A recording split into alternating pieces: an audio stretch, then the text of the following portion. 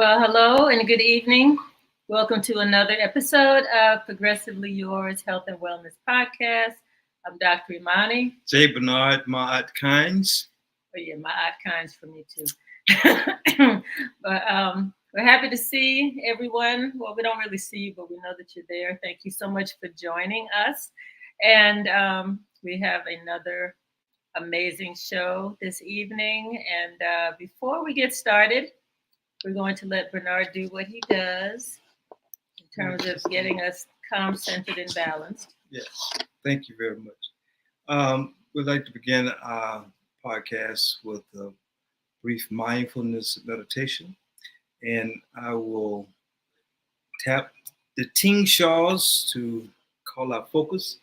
First, I'd like to invite you to, if you wish to participate, just to close your eyes.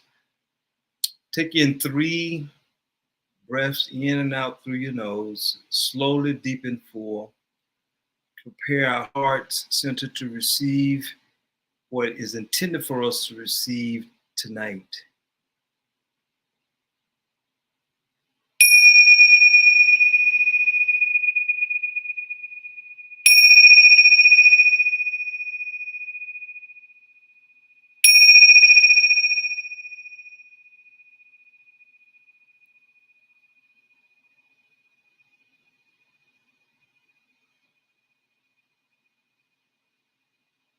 The vibrations of the tingsha resonates with the frequencies in our brains, sending a cleansing motion through our cells.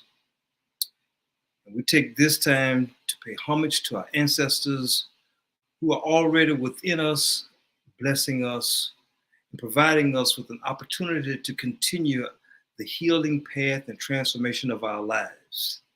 You are here because you're open to your own heart's calling to be transformed, to take in new information that is going to enhance your life, the life of others, family members, and because of our show tonight, your pets.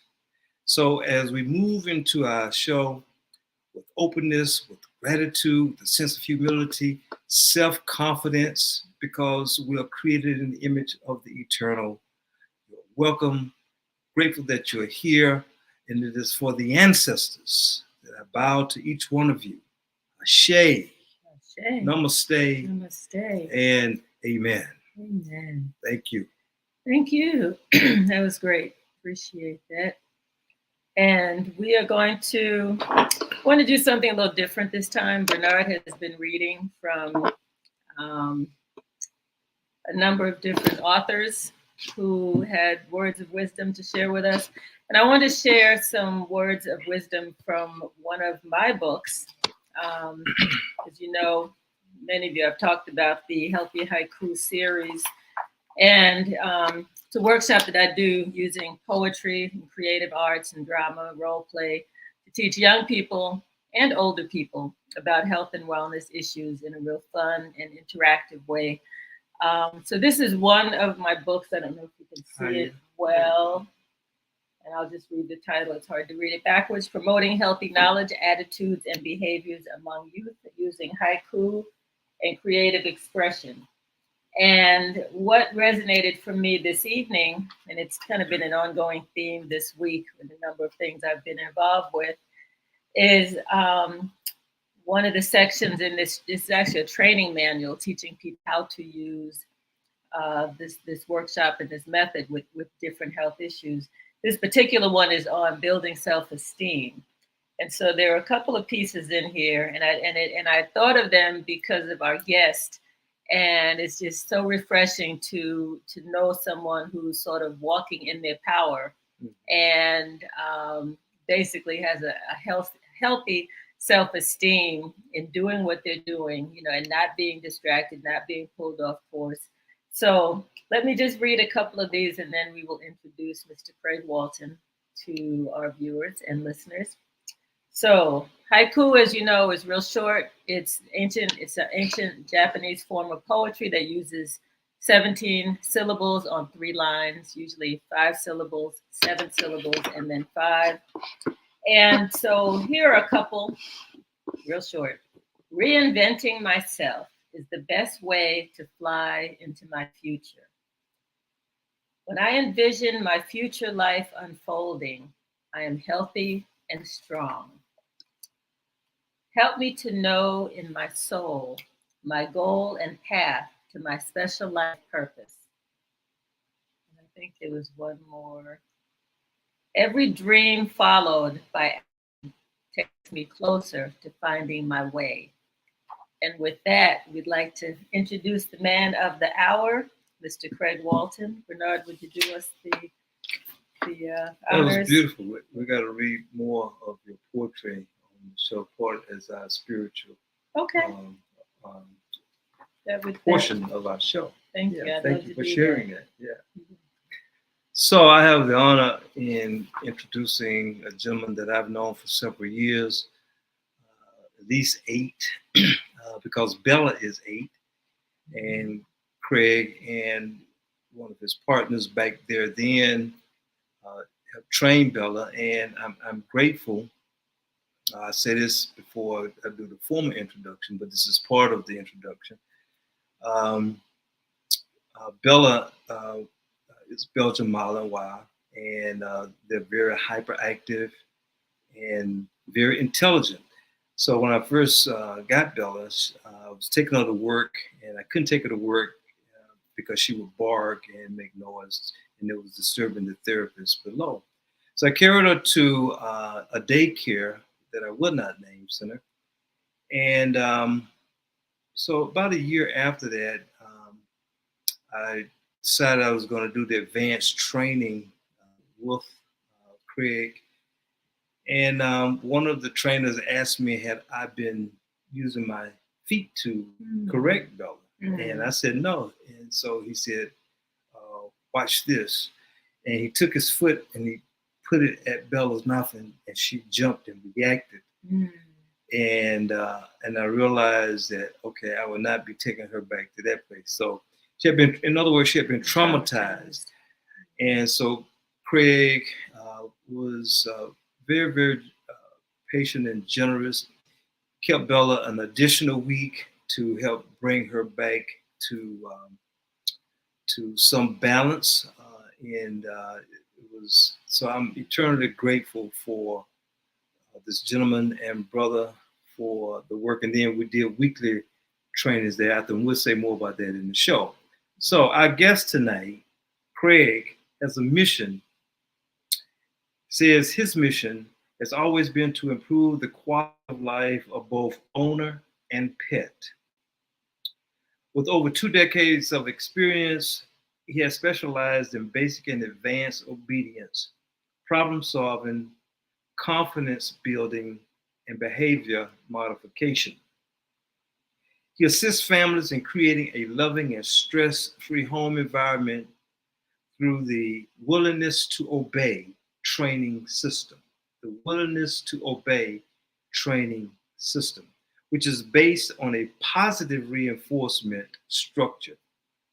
His ability to identify and establish realistic solutions to fit your pet's needs while producing a responsive and thoroughly trained dog has earned a great reputation and respect of many leaders in the dog training industry, earned him respect of many in the dog industry. Sorry. So, without further ado, we welcome to our show and podcast a friend, a brother, an officer, and a gentleman, Mr. Craig Walton. Welcome, Craig, to the show. Craig. Hey, how's it going? How's it going? Greetings. Thanks for having me. Absolutely. You're so welcome. Yeah, we've been anticipating this time. We have a variety of guests because, as is the name of our show, Health and Wellness Podcast, we think health holistically. And as you know from your experience, your relationship that I have established with you and helping me with Bella, now you're helping us with Fola. Health with our pets is very, very essential to a safe environment and community. So we're grateful that you're here with us tonight to share with our audience, to learn from what you have to share. Thanks for having me. They're welcome. So, Thank you both. Craig, before we get into the details of how you have become this outstanding trainer, we'd like for you to share with our audience just a little bit about who you are. And so when you look back at your life, say between birth, though you don't remember when you were born, but people around you may have told you some stories, but from birth Right. to age 12, Right. what's some of the first thoughts about you that you remember or that was said to you about you during this time in your life? Well, I mean, I guess if we want to talk about dogs, I grew up in New York, so my parents kept the dogs outside, so it wasn't a big dog thing. I didn't find the dogs till later on in life, and they taught me patience and just kept me balanced, and just taught me a lot of patience. Taught me a lot of patience. Mm-hmm. So you know, a lot of people think that they're not really part of our growth, but they are. In what way? Well, dogs tell a story. So they tell a story about what's going on in the households, Mm. how people probably are treating one another, and definitely how the dogs are being treated. So and it's gave me the opportunity to meet a lot of different people in the industry, meet nice people like you two over there, and Thank you. no problem, no problem. And I get a chance to just show my stuff. I didn't know that I was going to be doing this. A traumatizing event happened to me. I had a dog and I dropped my son off to school, and it was a beautiful day, and I let the dog off leash thinking that I knew what I was doing, and the dog got hit by a car. So, most people think they can train a dog, but this word, this sinology that you see is it's a little bit different. It's a little bit deeper than just dog training. What is sinology? Sinology is the study. I mean, if you look it up, it's the study of matters related to canines and domestic dogs. So, like I was saying about Lean telling over the so story. people can see the sign behind you. Uh-huh. Lean over a Uh-huh. little. Yeah, thank Well, you. that's just it. Okay. Yeah. Thank you. So Mhm. so it's just it's a little bit deeper. It's a lot of dog trainers. It's a lot of dog trainers. People have all kinds of methods on how they train the dog. Some people use dominance, treats, payment. I believe in turning the human into the treat. Mm. So that means your dog has to like you. If your dog doesn't like you, then you're off to a bad start. And my job is to teach you how to fix that, how to teach you how to become more likable to your animal if you guys are going to coexist. Mhm. One of our friends and guest viewers said she's glad that you didn't call it sinology for idiots, because it has the color of the books that say such and such for idiots, internet for idiots or whatever. So Well, anyway. it's funny that you say that because when I put it on Amazon, it went up as Sinology for newbies, and for some reason, Amazon decided to put it Sinology for dummies. Oh And I wow. guess that's because of yeah, Yeah. that's because of the colors that I use and the way I put it on the book, which was planned, but I Mhm. didn't know I was gonna be able to finagle the AI like that, but it worked out. It worked out. Yeah, for dummies. So go back for a second, Craig, and expound just a little bit on turning human into treats, as opposed to treats that we get from the dog store or Because from. I'm a big treater and he's not. I Mm. buy the Well, treats and I'm always Well, handing them out. he trained me well. So. You're right. Yeah, you did. well, well, the thing about it is I give treats, but not for performing the task.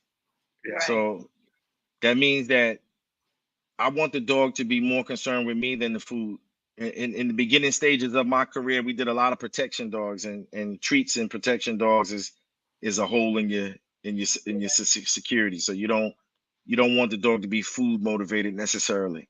Now Well, with that's little dogs, great, I could, pull out something, but the treats, I just give a dog a treat just for being a good dog, not necessarily for doing right? something for me.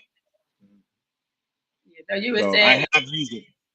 you were saying if you give treats, if they become focused on treats, then anyone can give them treat.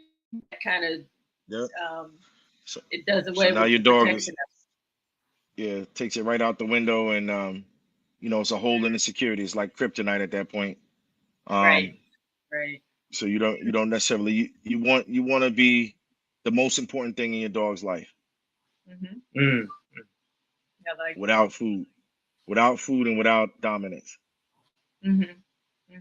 So That's a gentle the really, balance, especially when they're big, you know. And you know, I've always raised big dogs, and I've always told people that I had to be the alpha, you know, because if I didn't take on the role of the alpha, then they were going to walk all over me, or sit on me, or knock me over, or something.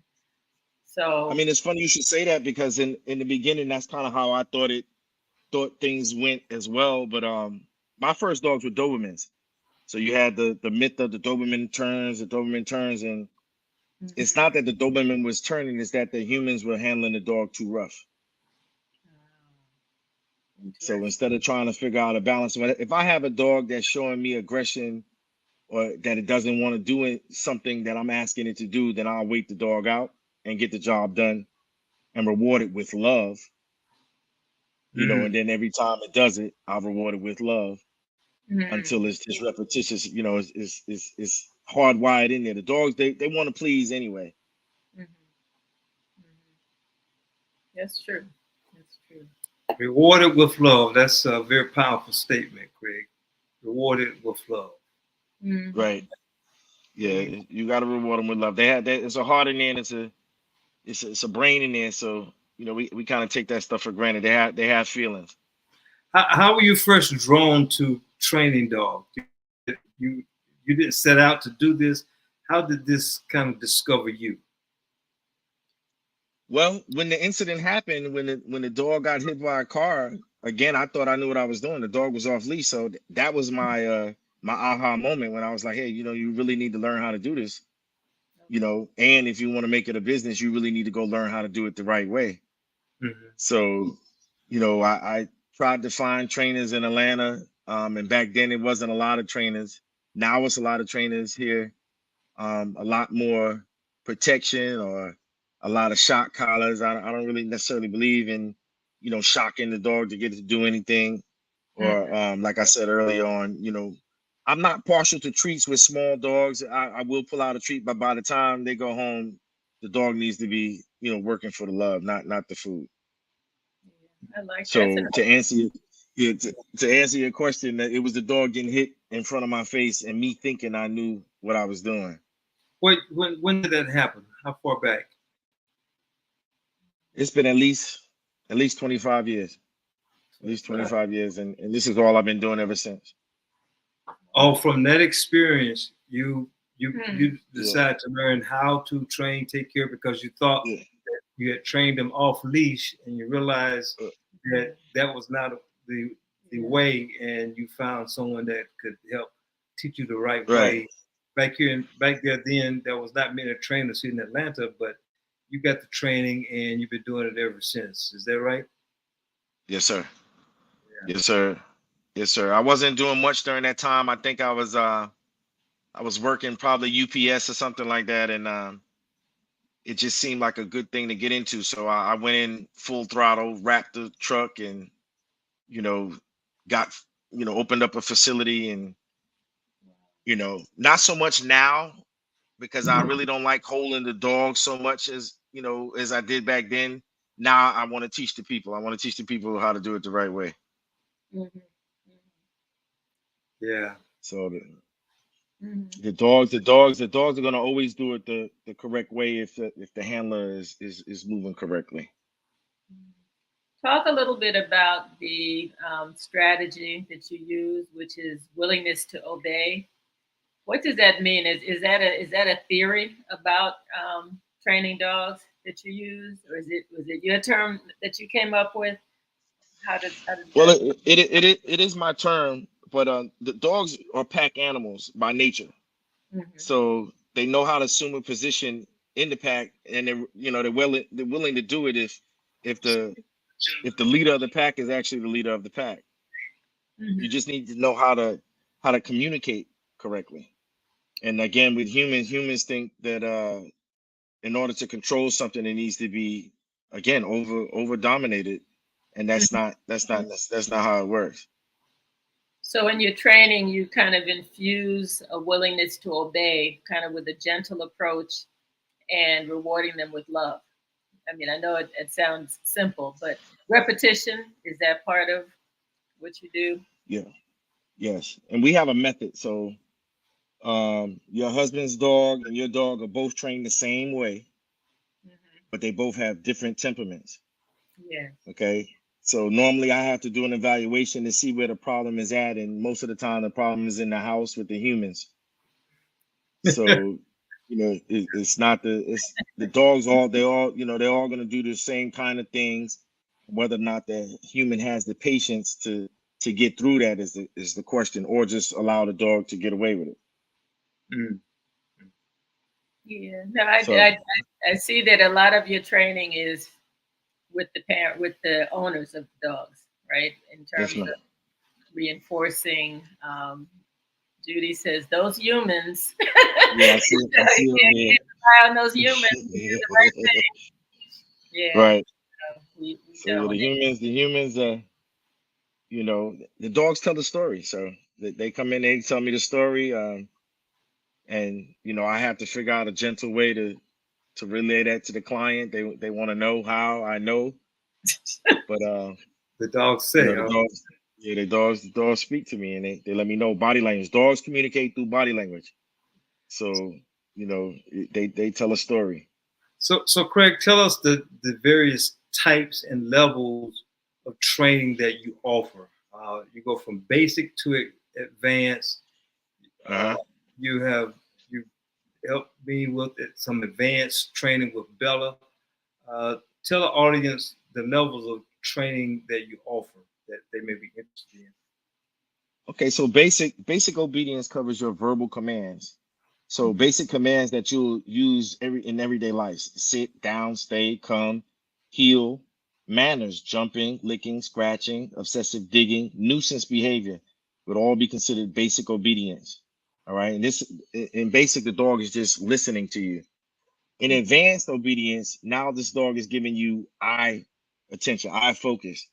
So advanced gives you the ability to throw out a hand signal or do a leash command, and the dog is actually paying attention to you. So it's a little bit more in tune. Before you can get into basic or advanced, you need to do some problem solving if there's problems in the house. If someone's been hitting the dog, that needs to be repaired, and then it has to be repaired with the human. Uh, if someone is allowing the dog in the bed and breaking down the hierarchy of the dog, which I know clients, they want to bring the dog up into the bed all the time, but it doesn't. It puts you in a funny spot as far as the dogs go, because mama dog doesn't deal with puppy dog like that. So Mhm. And I've the seen where. humans kind of. Go I'm ahead. sorry, you go ahead. No, I was thinking of a particular case where, and I don't think the dog was in the bed, but we had a German Shepherd that wasn't trained properly. It was a house animal pet, and we got it as a full-grown dog. The dog got very attached to my mom, and the dog Hmm. would like be at the base of their bed. My dad would walk in the room, and the dog would start growling at my dad. And they eventually got rid of that dog. They said, it's like you said, the hierarchies change. It's like my Right. dad is no longer respected by the dog as as the Hmm. dad. Yeah. So Yeah. Dogs kind of claim things. So humans think it's loving, and it is to some extent, but the dog is actually claiming you as property, if you will. Mm. wow. Say that again, please.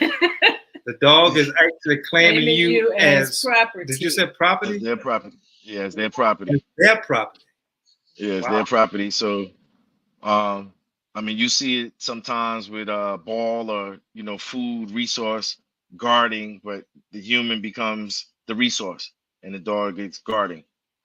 So that's not a good thing. It's not a good thing, and you can't expect for the dog to actually listen to you later on. He loves you, but he doesn't respect you enough to do the things that you're asking or giving him the command to do. I noticed as you were sharing in the basic commands, you were using like single words as opposed to sentences. Say more about that. Sit, stay, or not sit down, or and the two go together. sit down. You don't Okay. Yeah, you're like using a that. single syllable. Yeah, so you want to use these basic words. In the future you'll be able to go into a sentence, but even in that sentence there'll be some key words in there that the dog understands what Okay. those words mean. So when you see people that looks like they're having a conversation with the dog knows 2 or 3 words in that sentence. They hear womp womp You womp know, womp sit. right, right, Like right, Charlie Brown. right. So during the teaching process, you want to be real, real blunt, real enthusiastic when the dog does it the correct way. Okay. Over the top. So when it's just you and your dog, go over the top. When you're out in public, a little bit of love is fine. But the people, the public is going to want to know why is this dog working for you so happily, and you didn't have to shock him, and you didn't have to give him no food. Why does he love you so much? And that's where that bond is formed, when it's just you and your dog.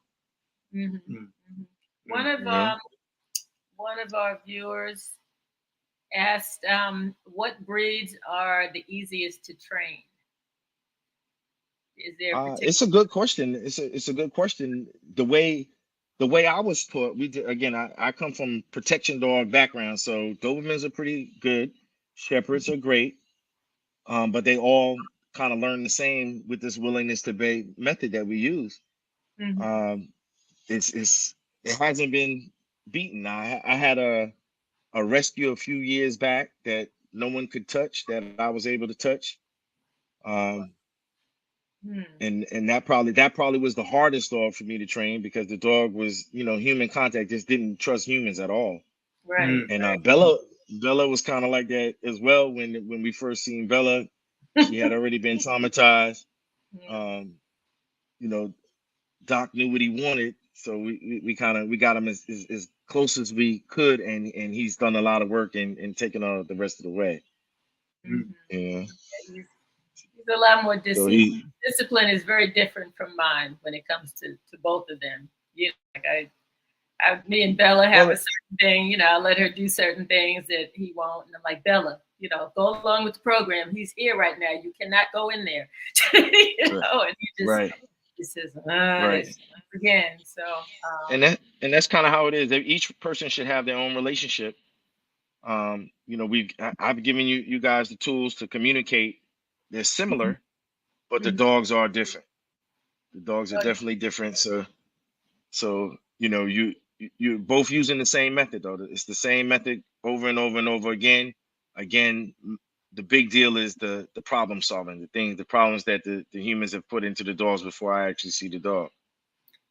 It was this is one of our personal stories, as kind of related to the training, the advanced training, because as you know, you worked with me and Bella for a couple of years, and with the advanced protection training, which so Bella has one key word that she knows, and she knows what to do when she hears that word. Right. So one day we were here at home, and I wanted Imani to know what the word was, just in case she ever needed to call upon it. Craig, I whispered. It wasn't above a whisper in her ear. Bella was at least 5 feet away and responded. She went like, ballistic. Woo! I said, we said, oh my God. She said, don't ever do that again. I said, I think she would hear us. Say a little bit about how just the whisper. And I thought about the whistle, that silent whistle that dogs can hear. What about their sense of hearing and sight? But that just surprised and stunned both of us that she heard me and responded on cue. Because the training was around, that was the protection training for yeah. Well, the thing about it is that dogs can hear 100 million times louder than us.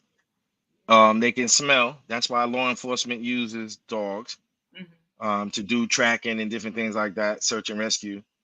Your dog also has the ability to know when you're happy or sad without you saying anything at all. Again, in your household over there, if your wife had Bella in her hands and for some reason you started acting up, Bella would probably, go to work on you as well because of the way she was trained. So whoever's handling the dog is in control of control. That's the chef in the kitchen at that time. Even my own personal dogs, and that's that willingness to obey. They don't want to do it, but because it's hardwired in there, and they understand that you might be acting up. You might have had, something on your mind, and the dog is going to know about it. You're absolutely right, because Bella goes to work with me almost every day, and she will. If my clients are angry, for instance, and it's not at me, she's over in the corner. She can sense the anger, and she'll come around and position herself in a way that, and she will be looking at them, and she don't make a sound, but she's watching. And I've had one client give me a high five, and before our hands touched, she was in his chest. And I was like, oh, she didn't bite, but she was up in the chest. But the point of the sensitivity, when they at that level of training, supporting, she quickly obeyed my down, and but it's scary. So critical for training, and so to have that kind of advanced training, you're working with us as this owner is essential. Essential, totally. I spend more time with the owner than I do with the dog. Yeah. We have a couple of questions from our viewers. Judy asked, is there hope? This is a good question. Is there hope for a dog that's older and improperly trained? Can you fix a dog that's not fixed, but can you work with a dog that has not been properly trained and is 3 to 5 years old? Yeah. We can train any dog at any age, any breed. Again, we need to fix the owners. We got to fix the handler. So when you say improperly trained, I would need to know a little bit more about it. Was it e-collar, which is the shock collar, or was it any kind of dominance involved with the training? Yes, I would need to do an evaluation. But again, that one dog that I was talking about earlier was probably my worst case scenario, and we were able to bring him back down to life. But a lot of that was human error. A lot of it was human error. So just changing the person. So I'm doing a lot more changing of the people than training of the dogs. Thank you. Akila Johnson has a question. She said, Craig commented about certain things that humans do with dogs out of love that may not be good. Besides not allowing my dog to get on my bed, are there any other actions that come to mind to avoid? That's a good question. What should we not do with our dogs? Long hellos are not good. Long goodbyes are not good. So coming into the house, if the dog is in your house or in a crate, the dog wants to go to the bathroom if it couldn't get out. So take it out to the bathroom. This is where excitement, urination comes from. Long goodbyes, you create separation anxiety because you say goodbye, you be a good boy, blah, blah, blah. The dog doesn't know what you're talking about, but you did leave him in a state, a state of anxiety, right? A state of anxiety because he just knows that you said something and then you walked out the door. So you kind of you set the tone, and then when they come back, and we see it all the time at the kennel, when they drop their dogs off, they want to do the long goodbye. I had a guy stand over his dog, and again the dog tail was tucked, so it's a different story at the house. It's either you guys love each other or you don't, and if you're standing over your dog and his tail is tucked, that means that something else is going on at the house that you're not showing us out here in public, that I can see because the dog is showing me. Interesting. So when you said long goodbye. And so, in other words, the opposite of that is when you're going to leave, Just leave. you just Just leave. leave. Bye and leave. Yeah, just do like you do with other humans. You just leave. I mean, you just say, hey, goodbye, or you don't even have to say anything. I mean, Right. because it's almost like you almost trigger the dog before you walk out the door. Right. So you really should just leave. You can say, hey, be a good boy and leave. But once you get into paragraphs and things like that, again, humans put a lot of human emotion into the dog, and it confuses the dog. Mm-hmm. I I'll got a give you an question. example. Go Let ahead. me give you an example before. I was driving on a busy 4-lane street. I think it might have been Old National somewhere, and there was a dog running down the street. And because I'm a trainer, naturally I pulled over because there was a guy chasing behind the dog. Ooh. So I was able to communicate with the guy and find out that it was his dog. But again, the dog was trying to get away from him.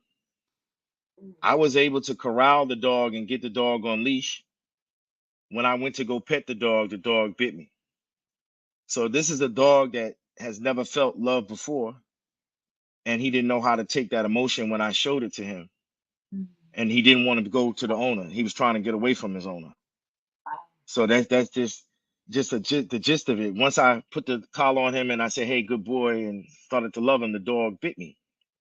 So it's a misplaced emotions that's there with that animal, and that came from the human.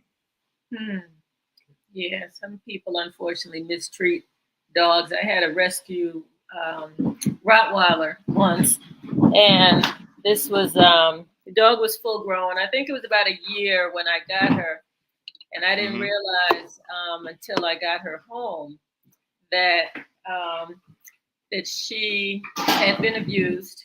I found a knot on her side. I found a knot on the top of her head. And I think I was changing the garbage bag one time. And, I just took out the bag and the dog just shuddered. And I'm like, oh my God, what would they? I said, my mind can't even go there. But I felt so bad. I said, I'm never going to hurt you. You don't have to worry about that. But until the dog died, I mean, it was whenever you took out a plastic bag, it just, shuddered. And you just wonder why people would be so cruel, with an animal. And I guess with Rottweilers, maybe they were trying to train her to be mean because she wasn't mean at all. And, I'm not sure what the issues were. Right. Yeah. Craig, what do you like? Go ahead. Go ahead. I thought of another interesting story where I met a client at Animal Control, and they wanted to adopt I think it was a Rottweiler Great Dane mix. Oh. So I gave the mom instruction on how the dog should be handled at the house. The first couple of weeks would probably be a crate. The mom proceeded to go home and allowed the dog to take over her bedroom as her and her kids slept on the couch. What? And the dog took over the bedroom. Her and the kids slept on the couch, and one night, one of the babies got up and went in the room there with the dog and got attacked. Now, when mom called me, I was compassionate as much as I could be because I kind of told her, how it was supposed to be done. Right. And she was, naturally she was livid about it. But the dog was a rescue. It was a rescue dog. It's two breeds that they put together, and you brought it into your house. You let them take over your bedroom, and you didn't have control over the kids at night. The kids went in there, might have pulled his tail, pulled his ear. Anything can happen. That's hard. Yeah, that's sad. I mean, you tell people what to do for a reason. So I think that's important that people follow what you say. Is there any and I do want to show some of the pictures. Is there any difference between training a small breed dog versus like Fola that we have? She's 9 months old and already over 110 pounds now. So Janet, if you would, please show the picture of the small dog, a friend of mine's dog, that she said was terrorizing her house and her household. Yeah. And see, she's actually here with me now. Really? I probably would have. Yeah, she's here. I probably would have had her on camera, but I know she would have been a little bit too fidgety for me right now. So, yeah. But she's a good girl. Do you have to I'm do gonna talk anything to mom. different? Yeah, I'm gonna talk to mom when I see mom. I'm not gonna talk too much about her situation.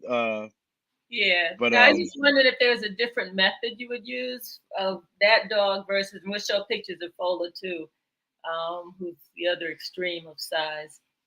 But is it all the same regardless of size? There's Fola.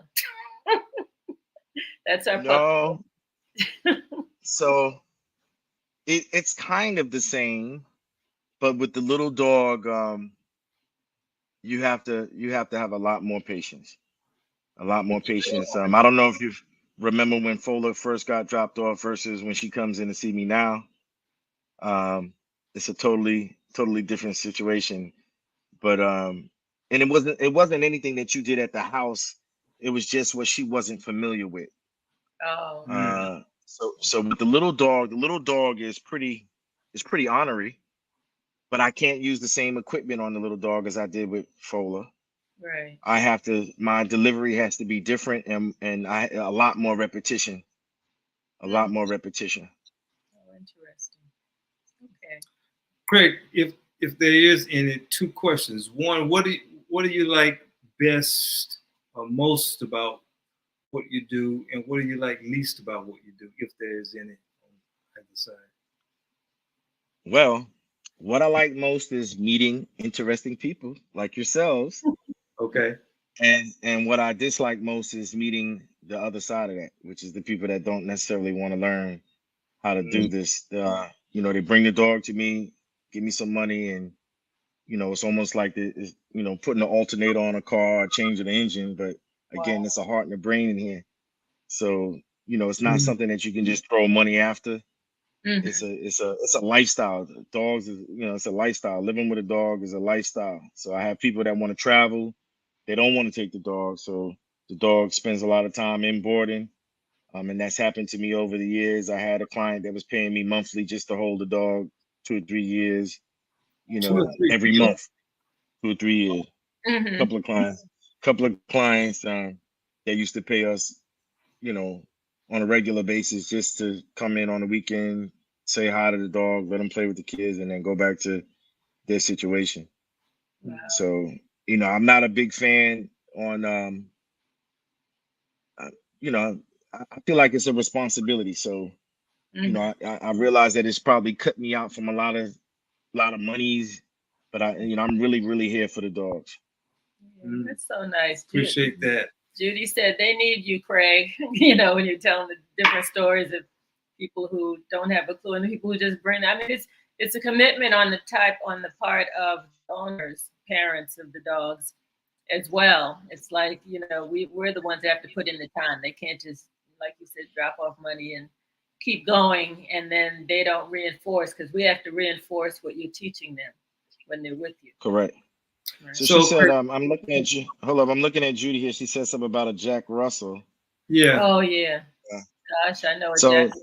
uh, funny story about that. I had a client one time that was repeating a command that the dog was already doing. And again, what that told me is that the human had kind of picked up a behavior. The dog was already sitting. The guy was saying, sit, sit, sit, sit, sit. So it's almost like it created a condition. It can create a condition in the human because of him having to say sit so many times. And, at that point, then you're going backwards. Right. Right. So, Craig, what is the most challenging aspect of dog training for you, if there is any? I gotta say the humans again. I'm gonna keep Go going back back to to the the humor. humans. I'm gonna keep going back to the humans over and over and over. Uh, telling a person to lower their voice. Uh, when to correct, what warrants a correction, what doesn't warrant a correction. Mhm. Just it's always gonna be the humans. Wow, You know. that's Yeah, fascinating. that Interesting. makes sense. Would you say something about uh, for the humans again, the owners, and the importance of health care of the dog, like making sure they have to be Oh, vaccinated, but like heartworms, because if dogs have heart disease, for instance, this is one of the ways that they pass on parasites to their owners. And what do you have to say or would say to us as owners about the importance of making sure that our dogs have their medical examinations as we do if we are into our health? Well, it's very important to get it done. You know, always check and see, you know, check your dog out, check his belly, check his, you know, hindquarters, make sure he's not having problems using the bathroom. Make sure he's using the bathroom on a regular basis. Always look for worms and things in the stool. Always look at the fecal when you see it. Because humans can catch these different parasites from their animal. One of the main reasons why I don't want the dog in the bed, you know, you lay down with dogs, you wake up with fleas. Right. The dog is on the ground. So it picks up a lot of things off the ground. You want to look for hair loss and things like that. That could be hot spots or mange, something that they caught from somewhere else. You want to listen for coughing, kennel cough, mucus in the eyes or in the nose, green mucus in the eyes or the nose for allergies and things like that. Allergies can come from the pollen or, you know, the dog food. So it's a lot of things, and the dog is counting on the humans to keep up with these things. Sometimes humans like to cook food for the dogs, which is not necessarily good because we use seasonings and things like that. Raw diets are not bad, but you know, you have salmonella and things like that. So if you're not keeping the water, you know, the meat properly, then you can run into issues. Right. So it's a lot of things that come along with the upkeep of an animal. But you know, house dogs are not necessarily prone to these things like outside dogs. So you said something about heartworms. Heartworms come from mosquitoes. Mosquitoes, right. Fleas come from fecal, old fecal in the yard. Fleas start there. And then kennel cough is not uncommon. But it's you know, it can be treated and stopped, prevented before it actually happens.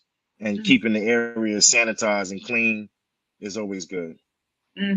Absolutely. Just wanted to give a shout out to my sister Arlene. She used to, when Fola was little, she called her Chubby Butt. So it says Facebook user, but I know that's her because she says Chubby Butt. I'm like, hey Arlene, yeah. Okay. I thought somebody was calling me. I thought they was talking about me. Oh no, Fola is Chubby Butt. Kind of grown into her butt. She's just huge all over now. And Josephine Simmons, another good friend. I see her name. And unfortunately, a lot of the names don't show up on Facebook, but some of them do. I don't know how that works. But we appreciate all of you for tuning in with us. And I hope that you're enjoying the discussion, which is soon going to come to an end. I tell you, it goes real fast. So, Craig, we have another question that says, what are your thoughts on companion dogs for illnesses? Oh, good question. Oh, I love it. You know, I love it. I mean, that's why they're here. You know, this is why they were sent to us. You know, to heal us. So it's the closest thing you're going to be able to get to Mother Nature, aside from, you know, growing your own food.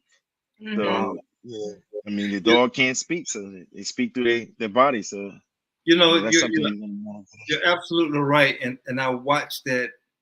Every day that Bella's in the office with me, my clients come in. I had one client who was afraid of dogs, and Bella was in the corner. She came in and she sat on the very end of the couch, and she wouldn't move. I said, and I assured her that, you know, she's okay. She said, and Bella sensed that energy, moved around and went over to her very slowly.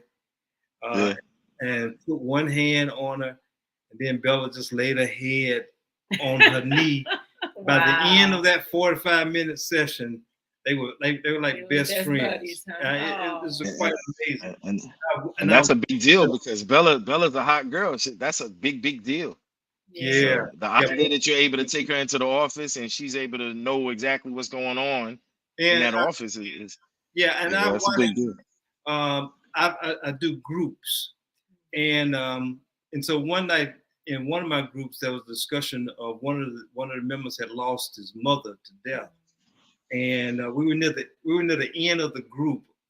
Another brother had said, "I wished I had gone home to give my mother the well wishes or said goodbye, gave her permission to die." So we're sitting, Bella again in the corner, and it's getting quiet in the group. She gets up, she walks in the circle, she makes one circle, and then she lays down at the feet at the brother that was crying.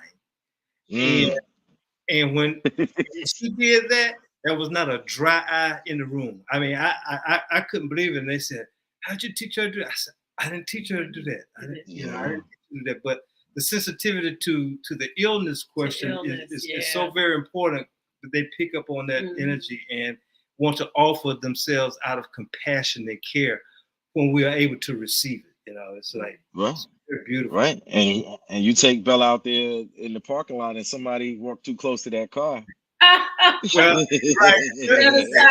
You know, and it could be the same person, you know, but once she's outside, you know, she's totally different. She's working.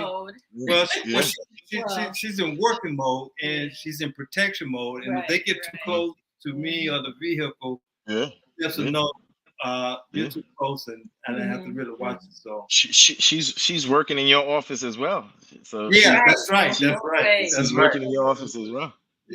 So she's set up like her dad. She's set up like her daddy. But it's fascinating, you know, having dogs as part of the household and working with them, and you learn a lot from them. You know, people assume, you know, that animals are just dumb and don't have a clue, but you know, they've shown us in so many ways that they're very much sensitive, you know, to what's going on and to our feelings and all of that. So I've always enjoyed having dogs around. Has anyone ever asked you about helping with another type of animal? I know cats, forget it. You can't train cats. So I don't think you can. I mean, believe it or not, I had a young girl come in and said that she trained her cat. Really? The other day. Yeah. So, you know, it's possible. Anything is possible. So another question is, what's your favorite breed, Craig? Oh, good question. Good question. Tell them about your Malinois. You got a beautiful dog. Well, my Malinois is she's a diamond in the rough. So she's an old girl, you know, because I've recently had a younger one that was just on 1,000 all the time. And I don't mean aggressively. I just mean just a ball of energy. Is that the one I met? You know, is that the one Tiny, the big dog named Tiny. Oh no, not the big. Yeah, I think I met the big one time. Yeah, Tiny. Yeah, so I don't have a specific breed. I love shepherds. I'm a big shepherd guy. I started out loving the Dobermans. Dobermans are heavy thinkers though, and you know, in times of need, you don't need a heavy thinker. Sometimes you just need a dog that will react, and that, you know, those are the shepherds. So and that's kind of why law enforcement doesn't use them too much, because they don't need you thinking in the middle of a life or death situation. They just need you to react, you know. Right. They actually do so shepherds Malinois a lot, right? Like Belgian Malinois, which are I do a lot of Mals. Now where I'm at, we're touching everything though. We're touching Great Danes, a lot of Frenchies. Your friend's dog is a Beaver Terrier. It's my first time handling one of those. Oh, okay. And she's a sweet girl.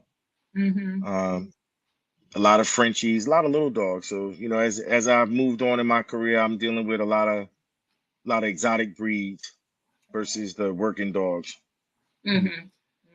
So my own son wants to know, and you can maybe give him this information off the air, the charge for protection training, and at what age should you let kids go to training with your dog? Well, I think I met your son's dog before, and I think his dog is already slightly there. So yeah, so he might just need some obedience. So this is how it works. When you're building a soldier, you wanna they have to be obedient first. Otherwise you'll have a loose cannon. Right. The obedience kind of sets the foundation for the protection work. So if you just teach them how to fight and bite and do these other different things, and you don't have a way to turn that off, then you're not gonna get the total package, which is what you have, Doc. It's what you have over there, where that dog can come into the office, and you have people in there crying and doing these different things, and the dog is understanding about it. But once it hits that parking lot, it knows that it's able to turn that light on and turn it off. So to answer the question, I need to do an evaluation again on that dog, and if he comes into the office and the dog is firing already, then we need to be doing obedience, not protection. Right. Yeah. And what age should kids be a part of the training with the dog? Well, if the child is not, hopefully the child is not scared or too rough with the animal. So we'll take them as early as 5 years old if the child is ready to get on leash with their dog.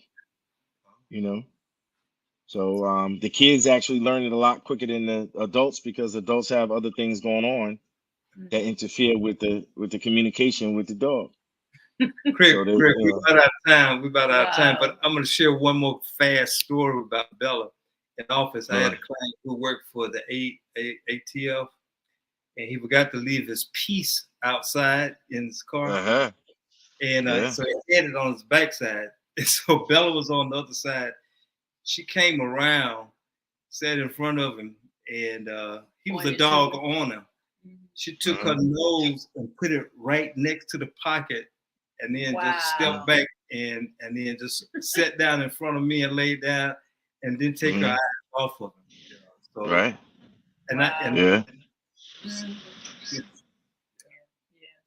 So that about wraps it up for this show. Everybody who wants, we need Craig's information on the screen again.